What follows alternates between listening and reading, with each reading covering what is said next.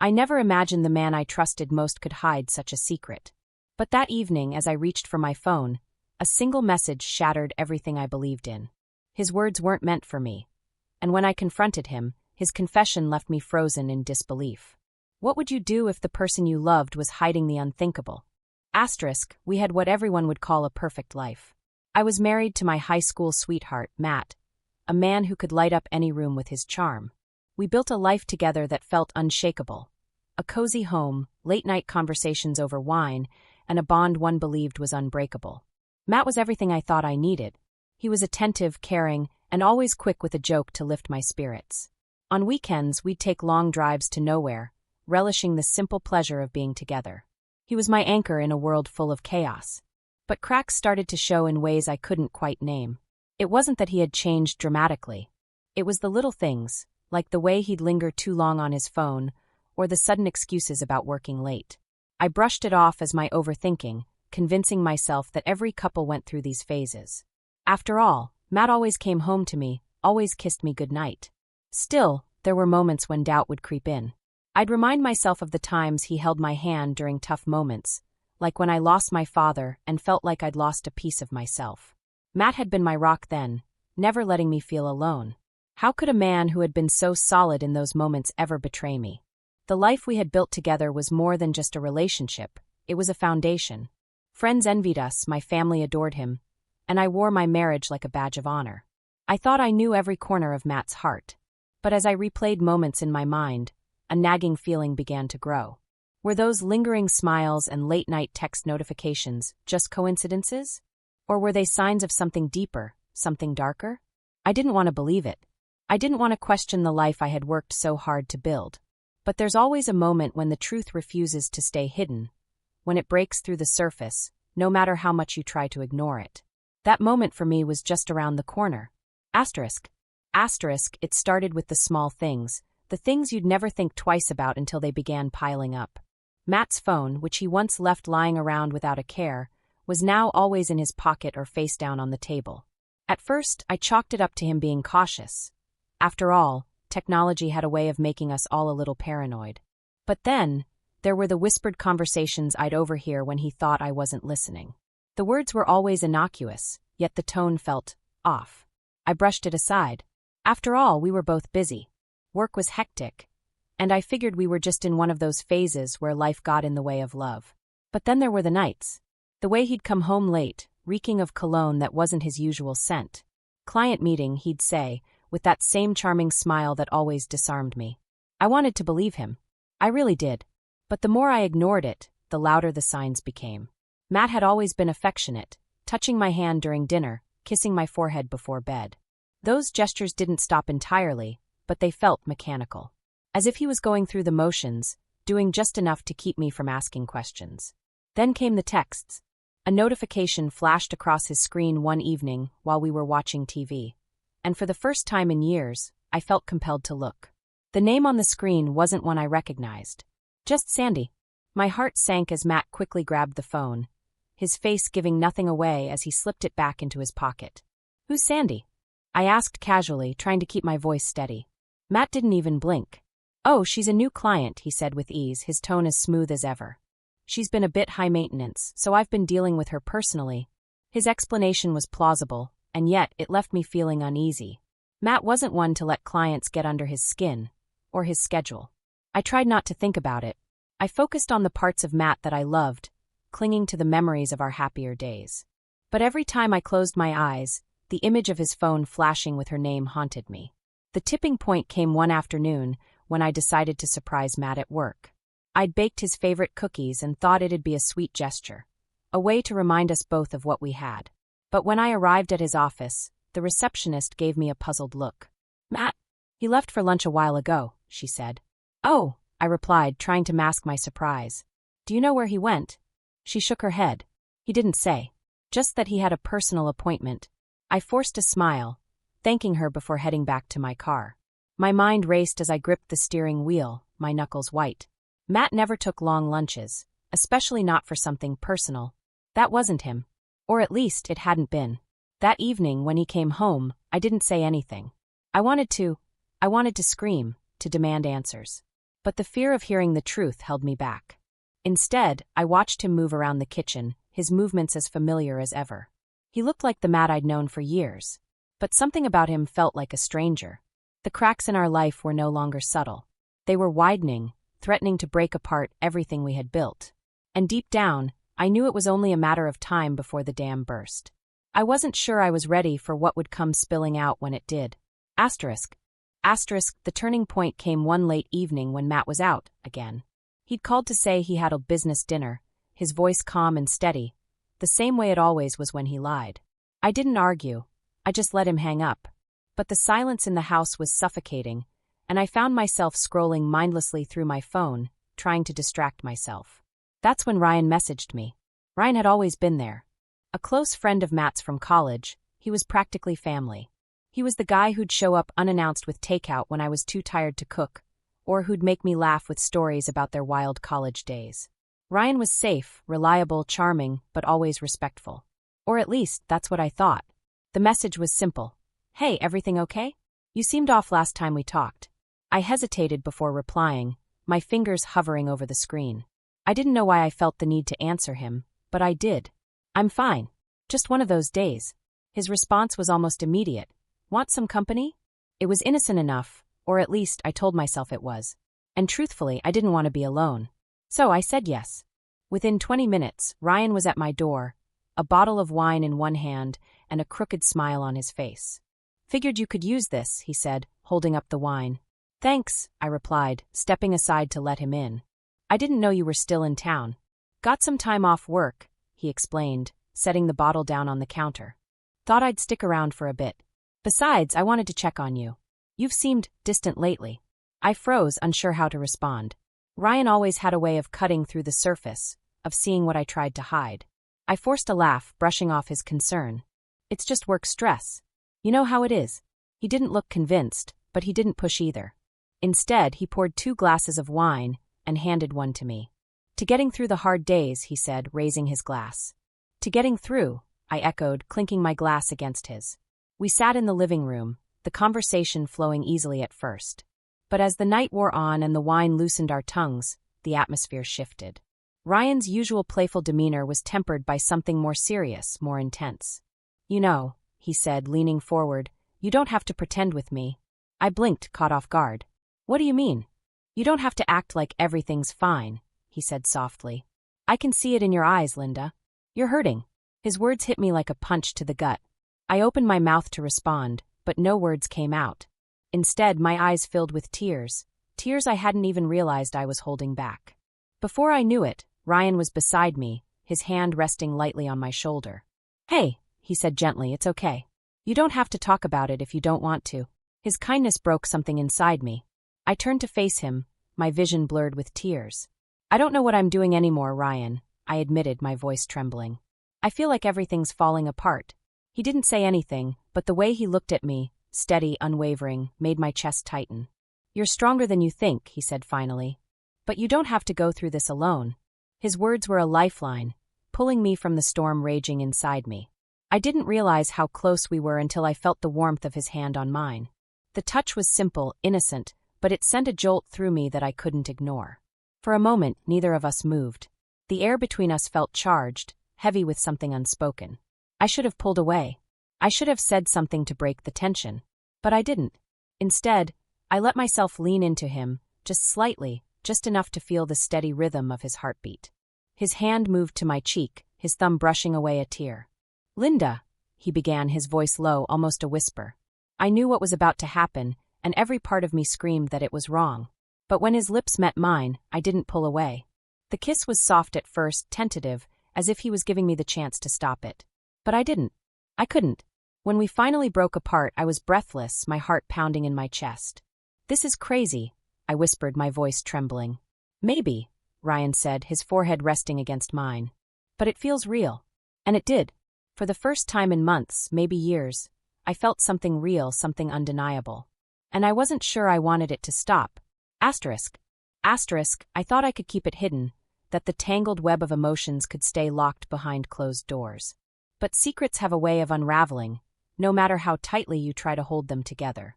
And that moment came faster than I ever anticipated. It was a Saturday afternoon when the dam finally broke. Matt had left the house in a rush that morning, claiming he had errands to run. Normally, I wouldn't have thought twice about it. But after everything, the doubts lingered. I wanted to believe him, wanted to cling to the hope that things weren't as they seemed. So, I did something I never thought I'd do. I followed him. My hands gripped the steering wheel as I trailed his car through the city streets, my heart pounding in my chest. When he pulled into the parking lot of a small cafe on the edge of town, I parked a safe distance away and waited. My stomach churned as I watched him step out of the car, glancing around before heading inside. Moments later, she appeared. Sandy.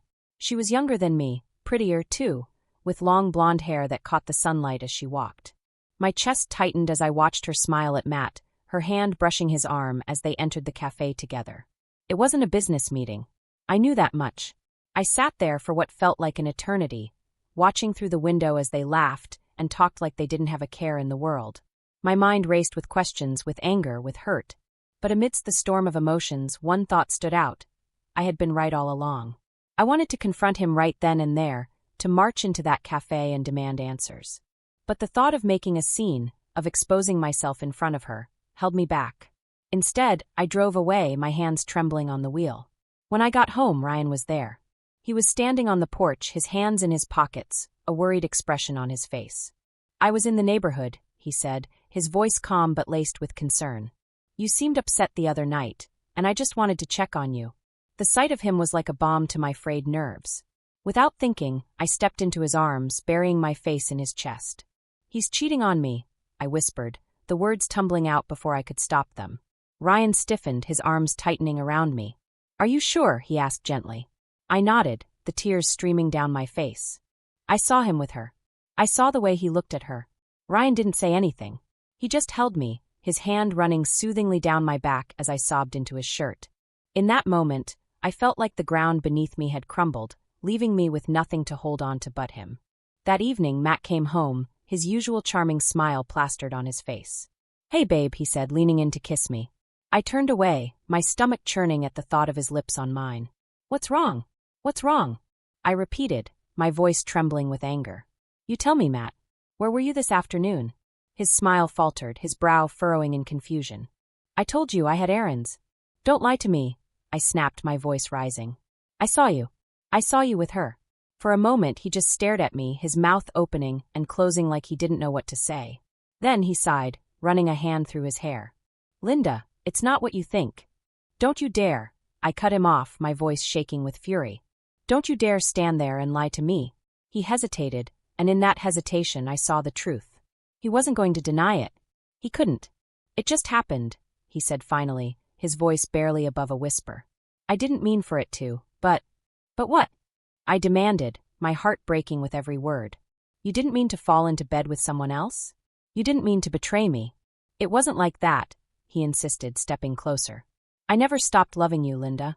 I got lost. Lost? I repeated, laughing bitterly. You got lost, so you decided to destroy our marriage? I didn't want to hurt you, he said, his voice pleading. I never wanted this to happen. But it did, I said, my voice breaking. And now we can't go back. The silence that followed was deafening. Matt looked at me, his eyes filled with regret, but it wasn't enough. It would never be enough. I think you should go, I said finally, my voice barely audible. He didn't argue. He just nodded, grabbing his keys and walking out the door without another word. As the sound of his car faded into the distance, the weight of what had just happened settled over me. My marriage was over. Ryan came over later that night, his presence a steady reassurance in the chaos of my emotions. We sat on the couch, the silence between us heavy but comforting. Are you okay? He asked finally, his voice soft. No, I admitted, my voice trembling. But I will be. He reached for my hand, his touch grounding me. You don't have to go through this alone, he said gently. I'm here. For the first time in days, I felt a flicker of hope. I didn't know what the future held, but I knew one thing for certain. I wasn't alone. And in Ryan's steady gaze, I saw the promise of something new. Something that scared me, but also made me feel more alive than I had in years. Asterisk. The days following Matt's departure felt like walking through a fog. The house, once filled with laughter and routine, now echoed with silence. I had spent years building a life with him, and in one explosive moment, it all came crashing down. Every corner of the house was a painful reminder. His empty side of the bed, the coffee mug he always left on the counter, even the faint scent of his cologne that lingered in the closet. Ryan was my lifeline during those days. He didn't push me to talk or demand that I move on faster than I was ready. Instead, he was simply there, a quiet, reassuring presence that kept me from falling apart completely. He'd stop by after work with groceries or takeout, offering me his trademark crooked smile that somehow made the world feel a little less heavy. But even his comfort came with complications. Every time he looked at me, I felt the weight of our shared moments, the unspoken connection that had grown between us. It wasn't just friendship anymore, and we both knew it. One evening, as we sat on the porch watching the sunset, Ryan broke the silence. "You're too quiet," he said, nudging my arm lightly. "What's going on in that head of yours?" I hesitated, staring at the horizon as if it held the answers I was searching for. "I don't know," I admitted finally.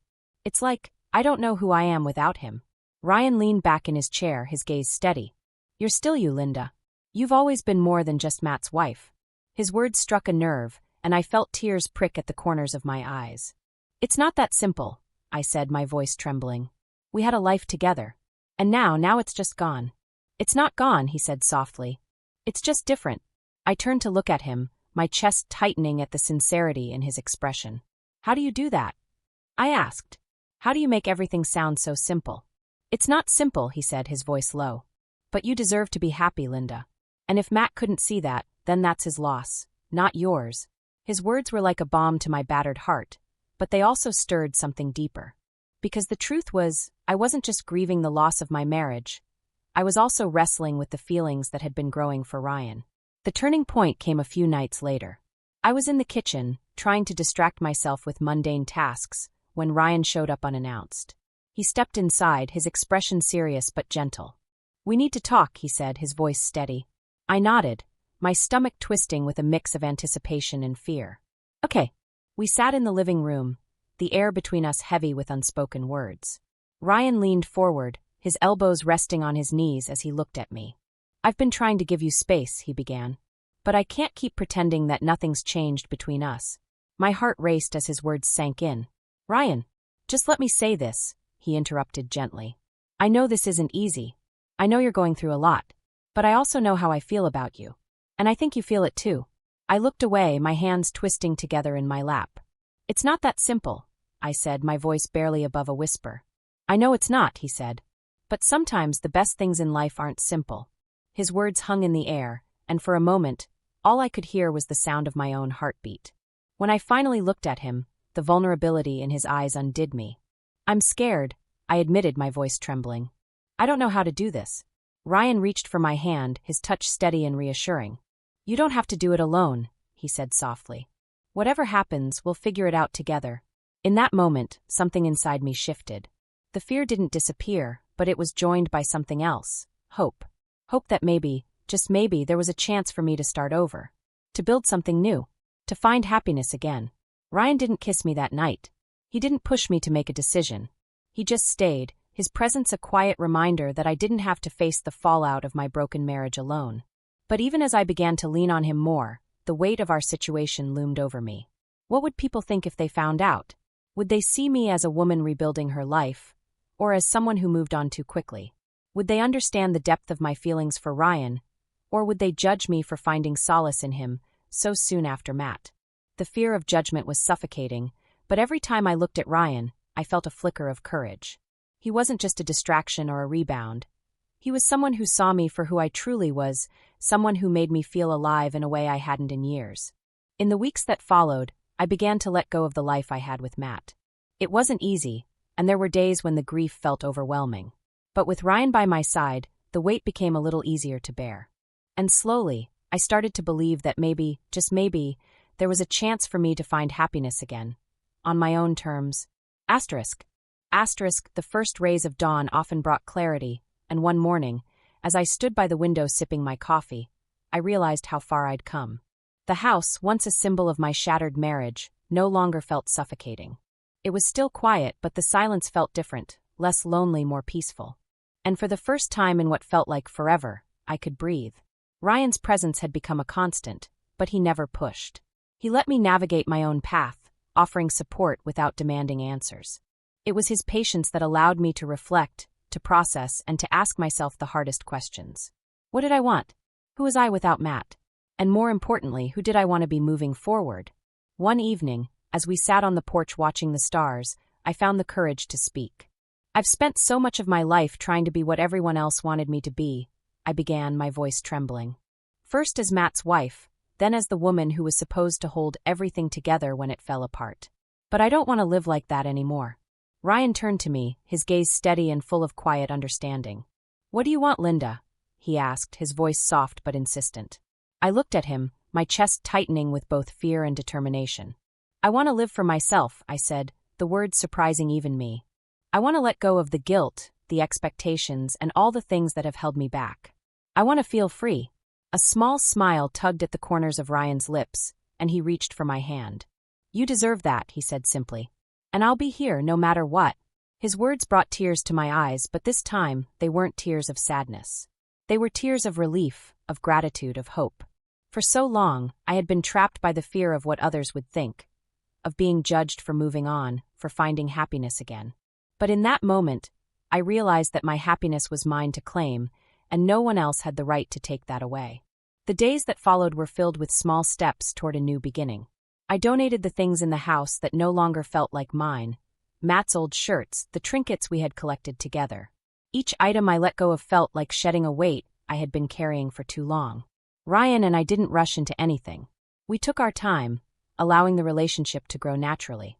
He was there for me on the hard days, holding me through the tears and reminding me that healing wasn't a linear process.